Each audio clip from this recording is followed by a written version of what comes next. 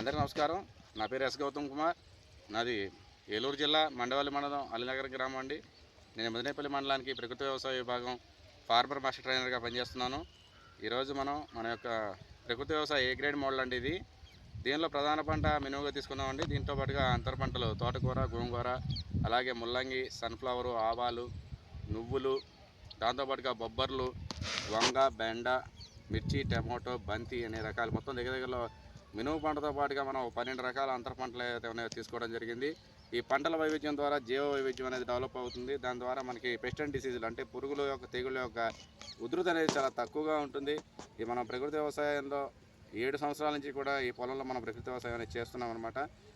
భూమి ఆరోగ్యాన్ని కాపాడుకుంటూ తద్వారా పంటల ఆరోగ్యం, దాని ద్వారా వచ్చినటువంటి పూర్తి పోషక విలువలు కలిగిన నాణ్యమైనటువంటి ఆహార పదార్థాలను మనం ప్రకృతి వ్యవసాయం ద్వారా ఉత్పత్తి చేసుకుంటూ 10 మందికి దీని యొక్క సూచనలు సలహాలు ఇస్తూ ఈ ప్రకృతి వ్యవసాయం సంబంధించి గౌతమ్ న్యాచురల్స్ అండ్ ఆర్గానిక్స్ అనే బీఆర్సీ బయో రిసోర్స్ సెంటర్ కూడా నేను నిర్వహిస్తున్నానండి.